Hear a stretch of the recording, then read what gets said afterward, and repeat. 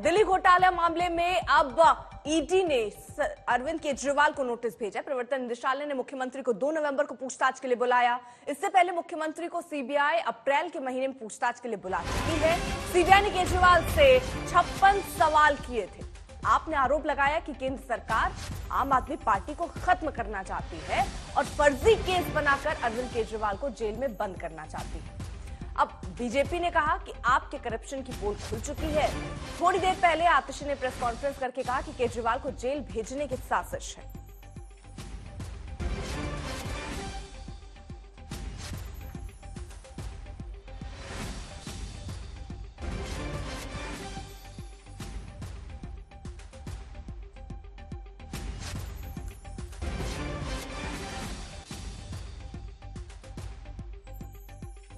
Bharatiya Janata party को आम आदमी पार्टी से डर लगता है।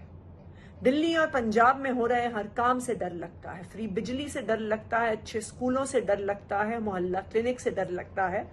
इसीलिए वो झूठे केस करके आम आदमी पार्टी के नेताओं को जेल में डालना चाहती है, पार्टी को खत्म करना चाहती है। इसी साजिश के तहत 2 नवंबर को अरविंद केजरीवाल को ईडी ने समन किया। उन पे झूठा केस लगा के उनको गिरफ्तार करना चाहते हैं ईडी वाले, भारतीय जनता पार्टी वाले। पर मैं भारतीय जनता पार्टी को बता दूं कि हम जेल जाने से नहीं डरते, हम उनके झूठे केसेस से नहीं डरते। हम देश के लोगों के लिए, देश के हर आम आदमी के लिए काम करते रहेंगे। कैसे व्यापक भ्रष्टाचार आम आदमी पार्टी ने दिल्ली से लेकर पंजाब तक किया है।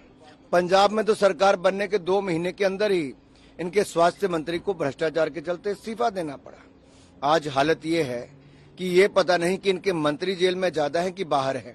तो इसलिए मैं कहना चाहता हूं, जिसका मुखिया ही ऐसा हो जो ईमानदारी के सर्टिफिकेट बांटता हो, तो पता है कि आशीर्वाद किसका था, किसके कहने पे भ्रष्टाचार हो रहा था और पूरा षड्यंत्र कहां से रचा जा रहा था। केंद्र सरकार की ईडी ने दिल्ली के मुख्यमंत्री श्री अरविंद केजरीवाल जी को समन भेजा है 2 तारीख का।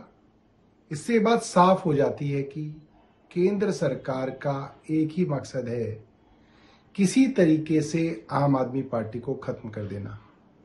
और इसके लिए वो कोई कसर नहीं छोड़ रहे। किसी तरीके से, कैसे भी फर्जी केस बना के मुख्यमंत्री अरविंद केजरीवाल जी को जेल में बंद किया जाए और आम आदमी पार्टी को खत्म किया जाए। मुझे लगता है शराब घोटाले के जितने भी रास्ते हैं, जितनी भी दिशाएं हैं, एक ही तरफ जा रही हैं और वो इशारा कर रही हैं सिर्फ और सिर्फ अपने सरगना की ओर, जो कि अरविंद केजरीवाल है। क्या हम सोच सकते हैं कि चाहे संजय सिंह हो या मनीष सिंह हो या उनके सारे गुर्गे हैं जो क्या तो जमानत पर हैं या जेल में हैं या बेल का अंत के लिए मुंतजर हैं, इन सब का लेना केजरीवाल जी से नहीं था। हम कैसे माने कि वो इसमें संलिप्त नहीं थे?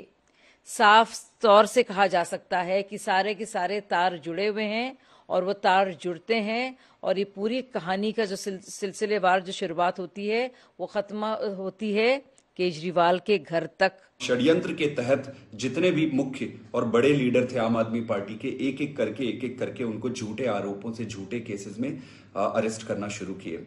अरेस्ट करने के बाद भी इन्होंने देखा कि यार पार्टी तो टूट नहीं रही है, पार्टी तो दिन दूनी रात चौगनी बढ़ रही है। फिर ये अपने प्रमुख, इनका जो मुख्य उद्देश्य था अरविंद केजरीवाल को रोकने का, खत्म करने का, उस पर आए। इस पे किसी को बहुत ज्यादा आश्चर्य है नहीं, क्योंकि जितने भी इन्वेस्टिगेटिंग एजेंसीज हैं वो बीजेपी के हेडक्वार्टर से ही ऑर्डर लेते हैं। तो ये देश के लिए आज दुर्भाग्य है। अब तो ईडी ने समन कर लिया है, अब इस्तीफा दे देना चाहिए, क्योंकि इस सारे खेल का जो सरगना है वो केजरीवाल है। इस सारे खेल का जो किंग है वो केजरीवाल है। अफसरों ने माना, अप्रूवर्स हैं, रिकॉर्ड पे हैं, जिन्होंने कहा कि ये सारा लेन देन, ये सारा मामला केजरीवाल के ध्यान में था और केजरीवाल के सामने हुआ। और ये भी कहा कि जब सारी बातचीत होती थी तो केजरीवाल वहां रहते थे। ये भी कहा कि केजरीवाल डिक्टेट करते थे कि पॉलिसी क्या होगी, किस प्रकार से लिकर माफिया को फायदा देने की पॉलिसी ड्राफ्ट की जाए।